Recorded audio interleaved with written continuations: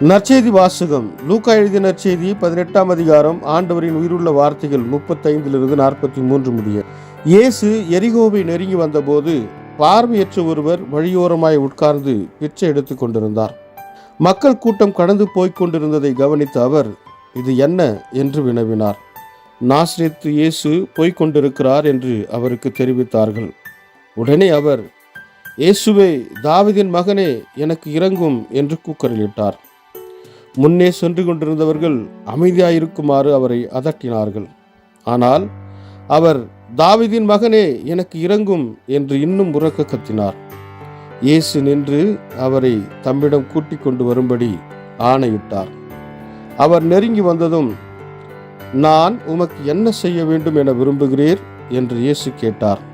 அதற்கு அவர், ஆண்டவரே, நான் மீண்டும் பார்வை பெற வேண்டும் என்றார். இயேசு அவரிடம், பார்வை பெறும், உமது நம்பிக்கை உம்மை நலமாக்கிற்று என்றார். அவர் உடனே பார்வை பெற்று கடவுளை போற்றி புகழ்ந்து கொண்டே இயேசுவை பின்பற்றினார். இதை கண்ட மக்கள் யாவரும் கடவுளை புகழ்ந்தனர்.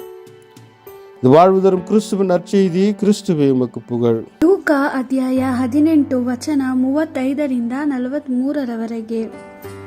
ಯೇಸು ಜೆರಿಕೋ ಪಟ್ಟಣವನ್ನು ಸಮೀಪಿಸುತ್ತಿದ್ದಾಗ ಆ ರಸ್ತೆಯ ಪಕ್ಕದಲ್ಲಿ ಒಬ್ಬ ಕುರುಡನು ಕುಳಿತುಕೊಂಡು ಭಿಕ್ಷೆ ಬೇಡುತ್ತಿದ್ದನು. ಆ ರಸ್ತೆಯಲ್ಲಿ ಜನಸಮೂಹದ ಶಬ್ದವನ್ನು ಕೇಳಿ ಆ ಕುರುಡನು ಯಾವ ಸಂಭ್ರಮ ನಡೆಯುತ್ತಿದೆ ಎಂದು ಕೇಳಿದನು. ಜನರು ಅವನಿಗೆ, ನಜರೇತಿನ ಯೇಸು ಬರುತ್ತಿದ್ದಾನೆ ಎಂದು ತಿಳಿಸಿದರು. ಆ ಕುರುಡನು ಗಟ್ಟಿಯಾಗಿ, ಯೇಸುವೆ, ದಾವೀದನ ಕುಮಾರನೇ, ದಯಮಾಡಿ ನನಗೆ ಸಹಾಯ ಮಾಡು ಎಂದು ಕೂಗಿದನು. ಜನಸಮೂಹದ ಮುಂದಿದ್ದ ಜನರು ಕುರುಡರನ್ನು ಗದರಿಸಿ ಅವನಿಗೆ ಮಾತಾಡಕೊಡದೆಂದು ಹೇಳಿದರು. ಆದರೆ ಆ ಕುರುಡನು ಮತ್ತಷ್ಟು ಗಟ್ಟಿಯಾಗಿ, ದಾವೀದನ ಕುಮಾರನೇ, ದಯಮಾಡಿ ನನಗೆ ಸಹಾಯ ಮಾಡು ಎಂದು ಕೂಗಿದನು.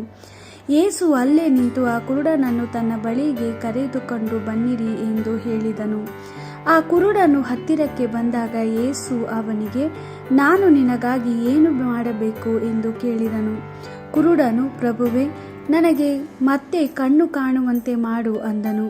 ಯೇಸು ಅವನಿಗೆ, ನೀನು ನಂಬಿದ್ದರಿಂದಲೇ ನಿನಗೆ ವಾಸಿಯಾಯಿತು ಎಂದು ಹೇಳಿದನು.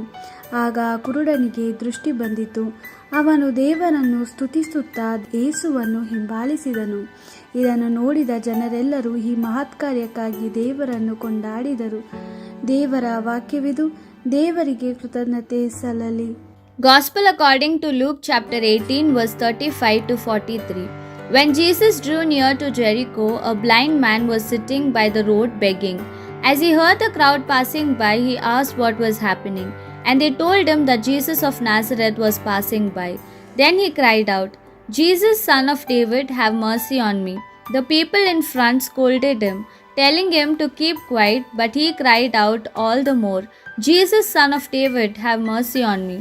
Jesus stopped and ordered the blind man to be brought to him, and when he came near, he asked him, what do you want me to do for you? And the man said, Lord, that I may see.